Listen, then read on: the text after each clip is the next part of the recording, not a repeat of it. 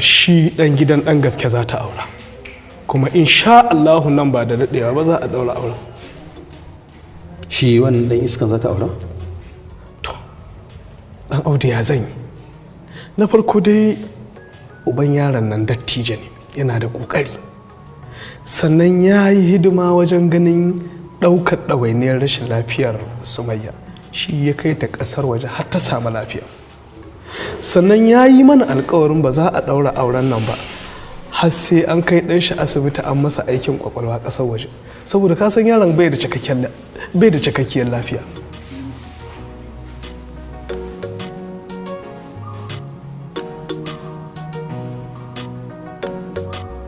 Dan Audu.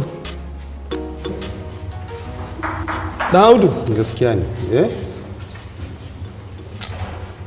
To, kamar akwai abin da ke damun ka Dan Audu.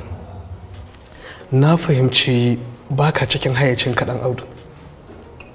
Tun da na shigo na kalli fuskarka, na gane kana cikin damuwa. Bari kawai kaji wannan. Ina cikin damuwa wallahi. Kai din ma? Kai ko Dan Audu ya taba mun kai. Wanne mara hankalin ne ya sa hannunsa da kansa alamun maciji bai sani ba? Bari kawai ka ji Rabi.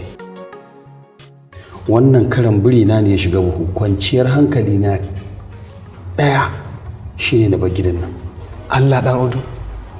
Allah kuwa in ba haka ba akwai wani ƙato wallahi zai kashe ni. Ba ya da mutunci ko kaɗan, kuma na taɓa masa rashin mutunci a baya. To yanzu me abin yi Dan Audu?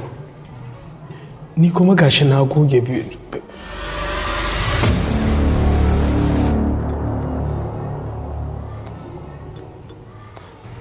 Da dai sun yi man tayin fita a kwanakin baya naki.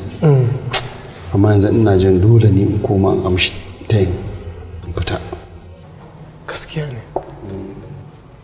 Ma Rabi'u. Na'am. Lokaci yayi.